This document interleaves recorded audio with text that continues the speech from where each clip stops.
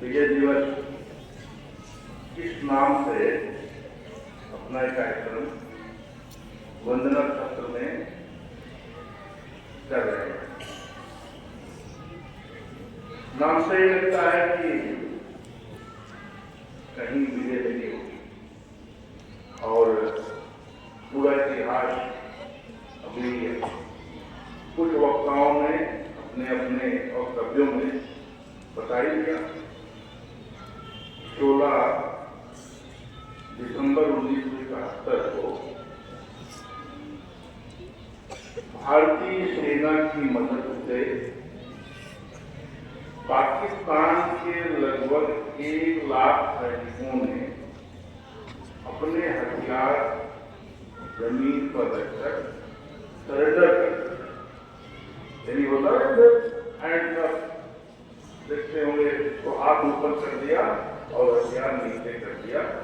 ऐसे वीर सैनिकों के, ऐसे वीर भारतीय सैनिकों के अदम्य साहस, वीरता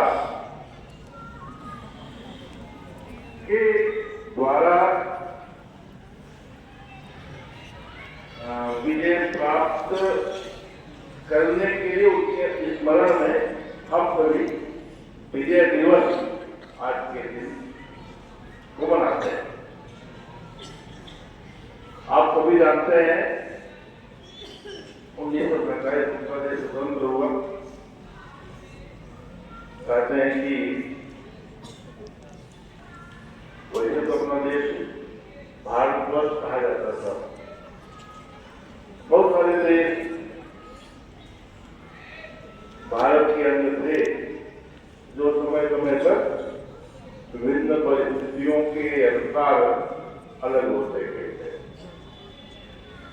1947 में अपने भारत माता का एक बायां हाथ ऐसा कर सकते हैं कट कर पाकिस्तान के रूप में बना।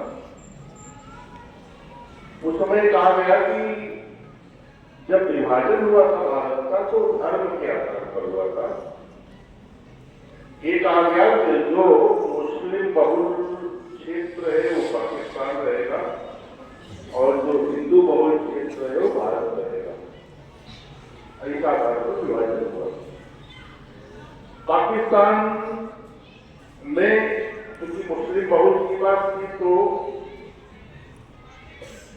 पूर्वी पाकिस्तान और पश्चिमी पाकिस्तान ऐसे 2 क्षेत्र बने। पूर्वी पाकिस्तान जो वर्तमान में बांग्लादेश है, आपको भारत का मानचित्र अगर याद होगा तो बांग्लादेश कहाँ है ध्यान में आता है। और पश्चिमी पाकिस्तान वर्तमान पाकिस्तान है। लेकिन इनके बीच में भी देखो बीच में भौगोलिक रूप से वो एक लगते नहीं थे। पूर्वी पाकिस्तान और पश्चिमी पाकिस्तान अगर आप देखिए तो भौगोलिक रूप से एक देश नहीं लगते। बीच में भी इंडिया का भाग पड़ता है। अभी बांग्लादेश के 3 ओर से इंडिया है। एक ओर से हिंद महासागर है, यानी 3 ओर से इंडिया और एक ओर हिंद महासागर से वर्तमान बांग्लादेश घिरा हुआ। फिर भी वो उस समय की बात के अनुसार के अनुसार कि ऐसा विभाजन हुआ। लेकिन वहां भी ये संघर्ष कुछ चलता रहा कि उनके प्रति भैया ने बताया उसमें मुझे समझ भी नहीं है तो लंबा नहीं खींचेंगे कि वहां उनमें संघर्ष शुरू हुआ और इनको बांग्लादेश में तो भी बांग्लादेश यानी उसमें पूर्वी बंगाल और पूर्वी पाकिस्तान कहते थे, उनको प्रताड़ित करने लगे पश्चिमी पाकिस्तान वाले। तो उसमें सहयोग किया। उसमें भारत की प्रधानमंत्री श्रीमती इंदिरा गांधी जी थी। आप इसमें भी गौरव अनुभव कर सकते हैं। एक महिला प्रधानमंत्री, इतनी सशक्त प्रधानमंत्री, उसके अदम्य साहस और निर्णय लेने की क्षमता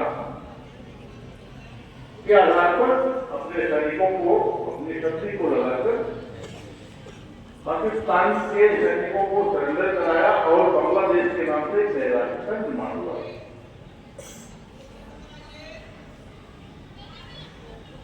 दिसंबर ये तो हो गया। बांग्लादेश और भारत मोस्टली मित्र देश रहे। पाकिस्तान में तो हमारा हमेशा चलता रहा, वो आतंकवादी भेजता है, होते हैं पड़ोसी, अक्सर सबके पड़ोसी दुष्ट होते हैं, होते नहीं होते, सबके दुष्ट होते हैं। तो सबके दुष्ट होते हैं तो कहीं कहीं हमारे पड़ोसी दुष्ट होगा, वो भी कहता हो कि हमारा पड़ोसी दुष्ट है।